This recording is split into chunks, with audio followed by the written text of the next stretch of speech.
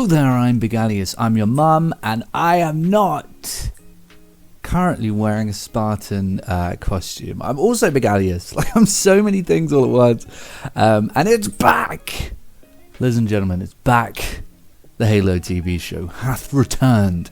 It's a weird show, this one, because season 1 was like so controversial, so massively controversial, quite possibly like the most controversial piece of entertainment media in 2022. Although I'm sure someone's going to come up with some sort of like war snuff film that actually was way more controversial. But you know, in my space, it was tremendously controversial. But and it was also on a, for lack of a better term, sort of mid-tier streaming service, not one of the big guns, but it still managed to do tremendously well. It's like this weird success story where it was actually really successful and pulled great numbers, but was just highly controversial, and a lot of people weren't happy about it. And obviously they weren't happy about it because of the helmet thing.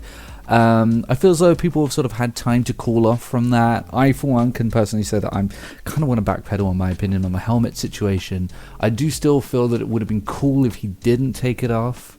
I also think like maybe this would have benefited as like more of a sort of CGI, animated show. But yeah, it would have been cool if his helmet didn't come off. But at the same time, the logic of it just, I actually kind of do.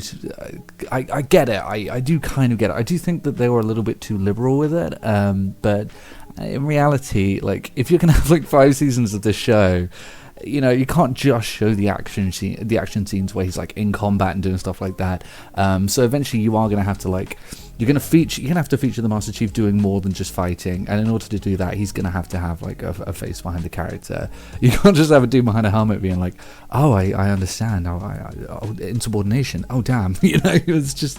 I can kind of see it. I kind of do get it, but it's still a little bit lame. It's a bit of a logistical error. But going into season 2, I think a lot of people expected that to be pulled back, and it really wasn't. It's still exactly the same way. He still isn't the suit nearly as much as I think people wanted him to be.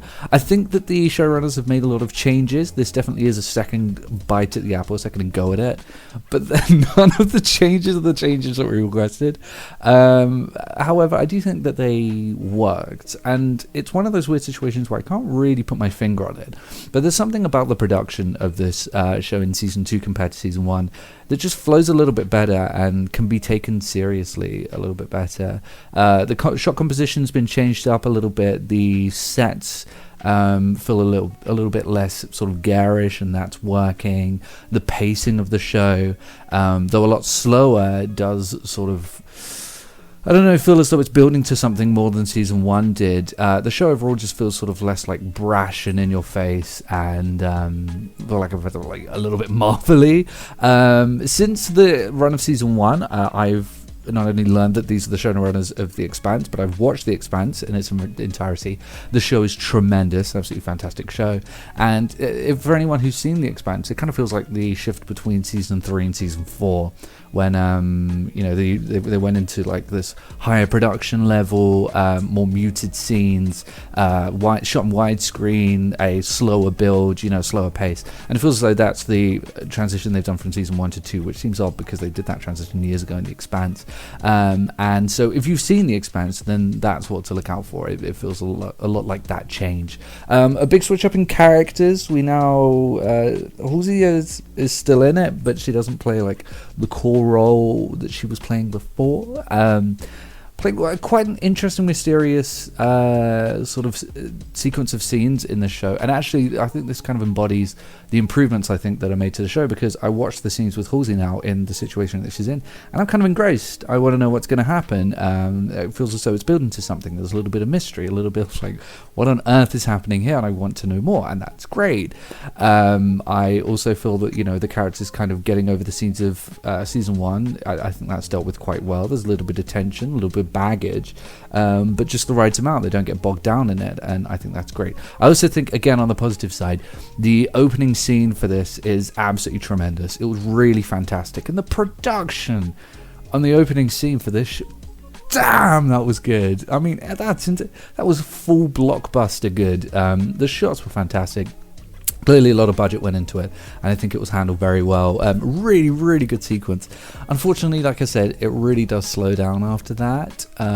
It does feel as though we're, again, building towards something, but it's taking a long time within these 2 episodes. To me, this feels like after episode, as the episodes go on, it's going to build into something far better. I feel a lot more optimistic about what is going to be created beyond these episodes than I did with season 1, which is very cool because, again, it's building rather than brash.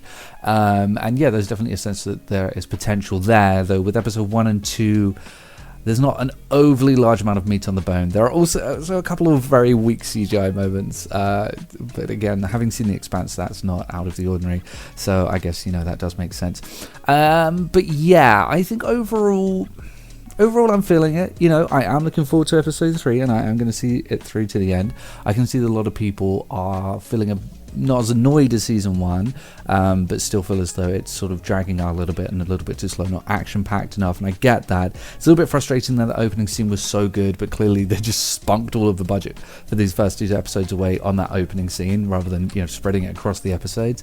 That's a little bit annoying, but I am intrigued to see what happens next. So, good, but not like as good as it could have been. I was hoping for more, feedback that directly links to what the fans were saying, but you can't always do that because the fans are never going to be happy with what you do. You kind of just have to go with what you want to do, but it's that's a little bit frustrating. But aside from that, yeah, I'm intrigued. Anyway, that's that, and I'll see everyone later.